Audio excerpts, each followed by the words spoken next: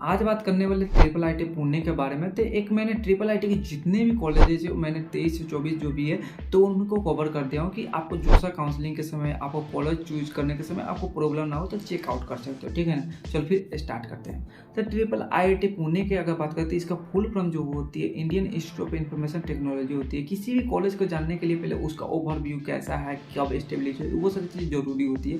तो जान लेते हैं। जैसे कि एस्टेब्लिश की बात करें तो 2016 में हुई थी। तो कहते तो थोड़ी सी नई कॉलेजेज हैं यह। ठीक है ना, इंस्टीट्यूट टाइप का बात करें तो आपको जो है ऑटोनोमस यूनिवर्सिटी आपको देखने को मिल रही है ये। ठीक है ना, ये आधा प्राइवेट होती है आधा गवर्नमेंट होती है। ठीक है ना, तो सेमी गवर्नमेंट आप कह सकते हो एक शब्द में, या कह सकते हो कि पीएसयू भी कह सकते हो। ठीक है ना, ये भी कह सकते हो। ठीक है ना, लोकेशन की बात करें तो पुणे महाराष्ट्र में आपको देखने को मिल जाती है। नागपुर भी ट्रिपल आईटी है। ठीक है ना, उसका भी मैंने वीडियो बना चुका हूँ, आप चेकआउट कर सकते हो।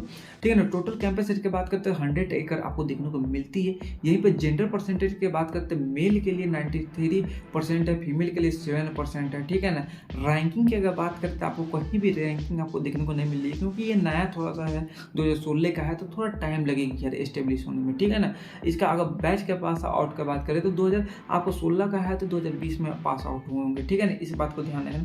कोर्स की यहाँ पर कौन कौन से कोर्स रहते हैं, जैसे कि बीटेक करवाई जाती है, एमटेक करवाई जाती है, और फुल एज टाइम जो है पीएचडी आपको देखने को मिल जाती है। तो मैं यहाँ पर सिर्फ बात करूँगा बीटेक के बारे में, यानी बैचलर ऑफ टेक्नोलॉजी के बारे में। ठीक है ना, यहाँ पर दो आपको ब्रांचेज देखने को मिल जाती है, जो कि फर्स्ट जो है वो कंप्यूटर साइंस इंजीनियरिंग है, दूसरी का जो है इलेक्ट्रॉनिक एंड कम्युनिकेशन है। यहाँ पर अगर फी की अगर बात करें यहाँ पर तो 2,30,000 रुपये पर साल का आपको देखने को मिल रही है। वहीं पर आपको टोटल फी की बात करें तो 9,22,000 रुपये। ये थोड़ा फी ऊपर नीचे हो सकती है या डाउन डाउन हो सकती है। ठीक है ना, इस वजह से ध्यान रखना, ये नहीं लेके चलना कि इतनी ही फी है। ठीक है ना, थोड़ी सी ऊपर नीचे हो सकती है, 10,000 5,000 रुपया।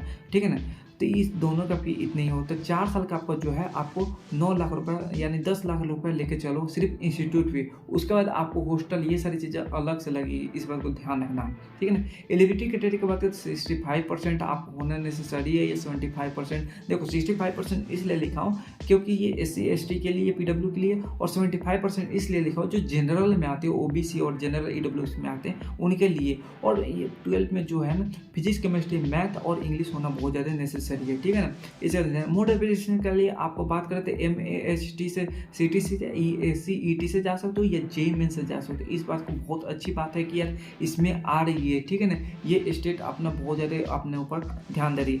तो ये MAST से, CET से और JEE मेन से, अगर MAST से दे रहे हो एग्जाम तभी भी जा सकते हो, JEE मेन से भी जा रहे हो तभी भी। उसके बाद क्या करोगे, जोसा काउंसलिंग पर जाओगे, वहाँ पर काउंसलिंग करवाओगे, या उससे नहीं भी होता है तो आप CBT लास्ट के जब ऑप्शन खुलते हैं उस समय सीट वैकेंट अगर इसमें रह गया तो ठीक है, नहीं तो आपको लक नहीं लगा तो नहीं मिलेगी। ठीक है ना, इस बात का ध्यान रखना।